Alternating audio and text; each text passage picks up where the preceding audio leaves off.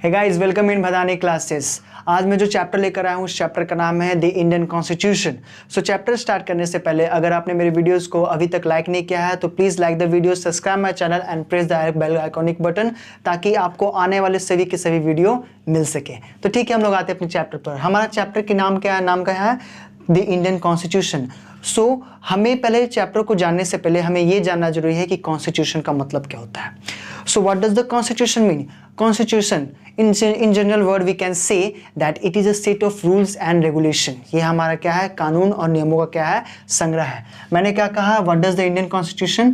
Indian constitution का मतलब क्या होता है? it is a set of rules and regulation। ये हमारा क्या है? कानून और नियमों का क्या है? संग्रह है। ठीक है, तो कॉन्स्टिट्यूशन के बारे में तो हम लोगों ने जान लिया, लेकिन अब ये जानना जरूरी है कि क्यों, why does a democratic country need a constitution? क्यों डेमोक्रेटिक कंट्री को एक कॉन्स्टिट्यूशन की जरूरत पड़ती है? क्यों एक लोकतांत्रिक देश को एक संविधान की जरूरत होती है? तो हम लोग यहाँ पर क्या करेंगे? सिंपली इस बात को जानेंगे।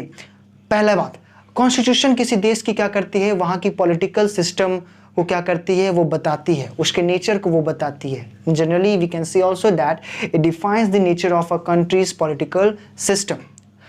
दूसरा, इट प्रोटेक्ट आवर फ्रीडम। मैंने दो बात बोला, दोनों बातों को लिखते जा रहा हूं। आप लोग भी क्या करिए, अपने हाथ में पेंसिल और कॉपी लेकर बैठ जाइए और आराम से क्या करिए, उसे लिखिए साथ में। सबसे पहला मैंने क्या बोला? It defines the nature of countries political system. ये क्या करता है? आपके किसी देश के उस वहाँ के पॉलिटिकल सिस्टम के नेचर को क्या करता है? ये डिफाइन करता है। दूसरा, इट प्रोटेक्ट आवर फ्रीडम। ये हमारे फ्रीडम को क्या करता है? बचाता है। हमारे फ्रीडम की ये क्या करता है? रक्षा करता है। तीसरा,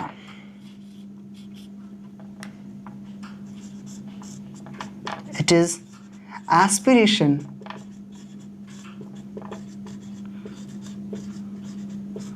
goals of a society। ये किसी सोसाइटी के क्या करता है? विकास। एस्पिरेशन गोल से सोसाइटी का कैसे विकास होना चाहिए, कैसे किसी देश का विकास होना चाहिए, इसमें संविधान की भी अहम भूमिका होती है। तो ये कॉन्स्टिट्यूशन है जो हमारे एक गोल्स, हमारे सोसाइटी के गोल्स का क्या है? ये एस्पिरेशन है। It is aspiration of a goals of a society. Fourth point में हम लोग कह सकते हैं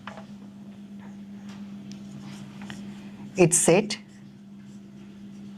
limitation on governance। ये क्या करता है? गवर्नेंस पर आपका मतलब लिमिटेशन सेट करता है।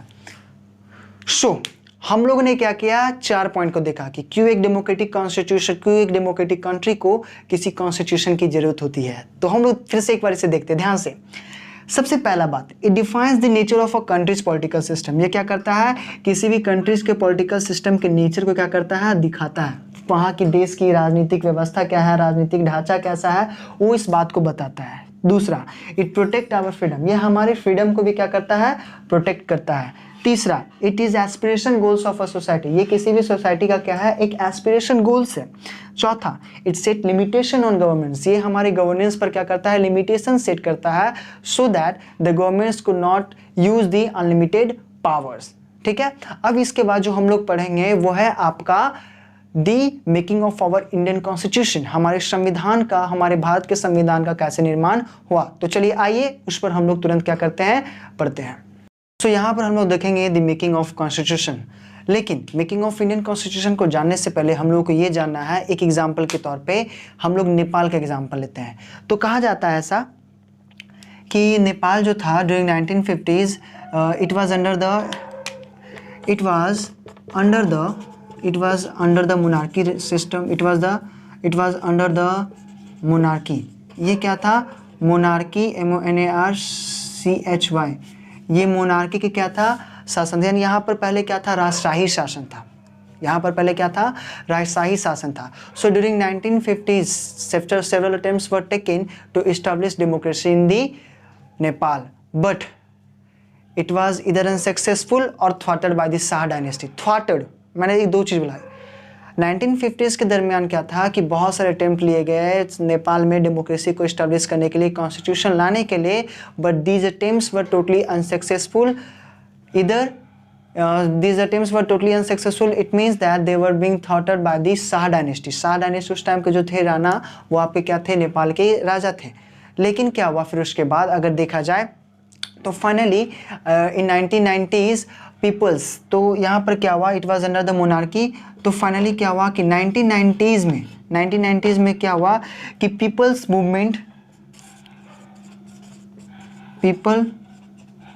मूवमेंट, और इसी को कहा जाता है जन आंदोलन मूवमेंट। जन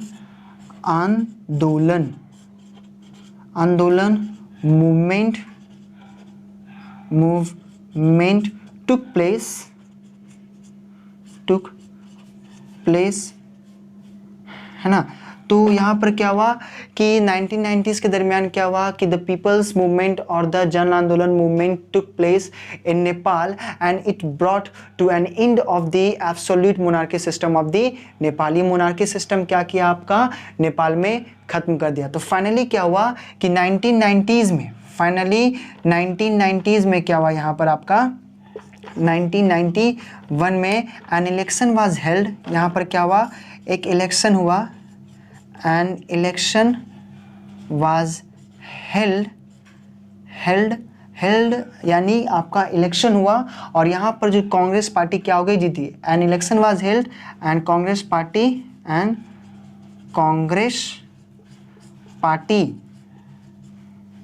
was won and Congress party won। मैंने दो चीज़ बताया। क्या मैंने बताया कि Nepal was under the monarchy system, वो क्या था, मोनार्की सिस्टम के अंडर में था।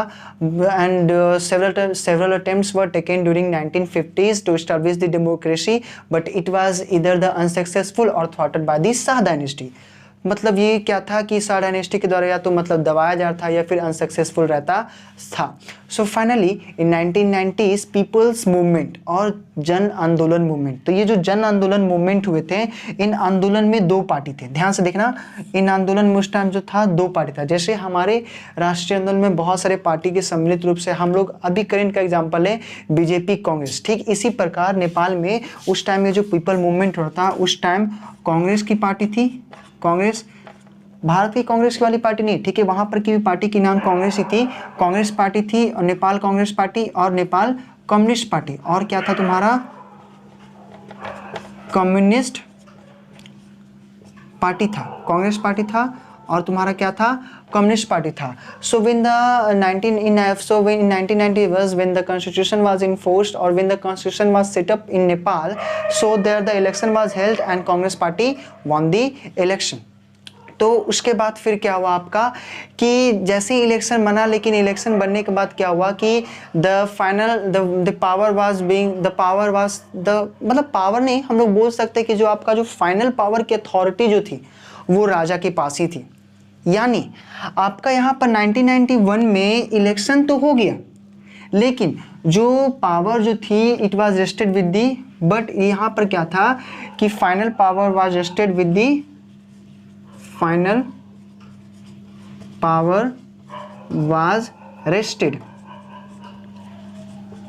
With king. वहां के किंग के साथ क्या था, तुम्हारा फाइनल पावर रेस्ट था। ध्यान से देखना कि भले ही क्या था, even though there was a constitution, there was a democracy in 1991, but the power was totally under the monarchy system. यानी आपके राजा के पास फाइनल अथॉरिटी थी कि वो किसी के निर्णय को ले सकता था।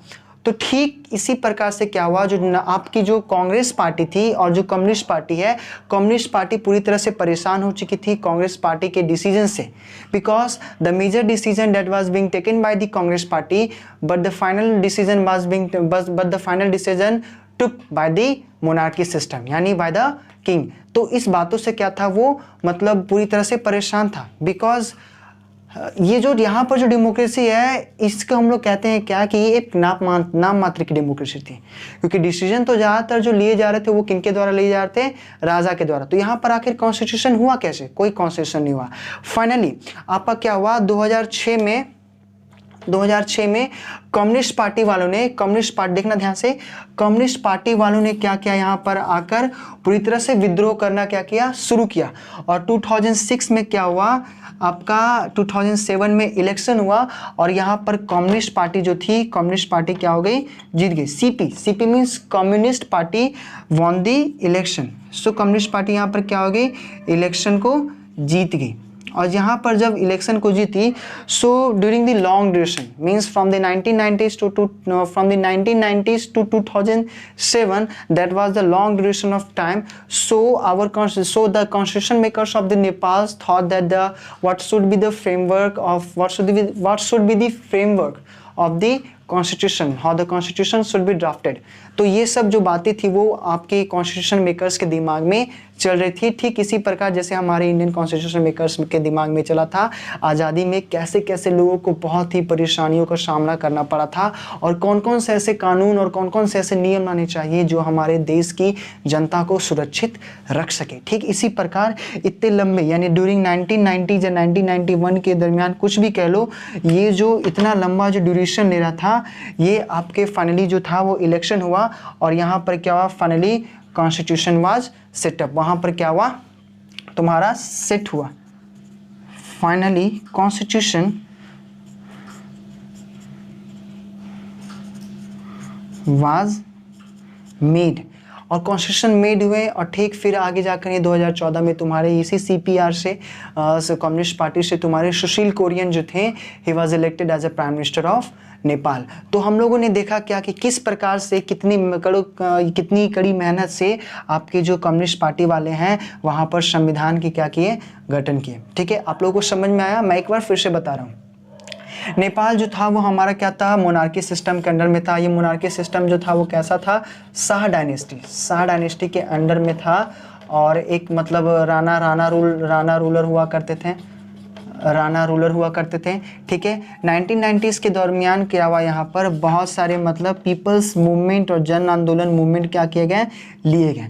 जब जन आंदोलन मूवमेंट हुए, यहाँ देखना, जब जन आंदोलन मूवमेंट हुए, ध्यान से देखना, जब ये जन आंदोलन मूवमेंट हुए तो वहाँ पर क्या हुआ कि एक इलेक्शन हुआ 1991 में।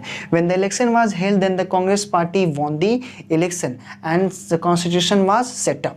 लेकिन it was the name for a new constitution because the major decision or the final power rested with the king. क्योंकि जो major decision था that was being taken by the king only. Okay, so क्या हुआ कि फिर उसके बाद क्या हुआ कि कम्युनिस्ट पार्टी ने देखा कि नहीं, ये बहुत ही गलत है कि पावर वो सिर्फ नाम का एक लोकतंत्र है, ज़्यादातर तो डिसीजन राजा के द्वारा लिया जा रहा है। इसलिए फाइनली 2007 में an election was held, CP communist party won the election और कॉन्स्टिट्यूशन जो था वो क्या हुआ, आपका नेपाल में सेटअप हुआ। सो होप सो आप लोगों को ये वीडियो समझ में आएगी। हम लोग जो इसके बाद के पार्ट में पढ़ेंगे वो क्या रहेगा आपका, the making of Indian constitution. Thank you.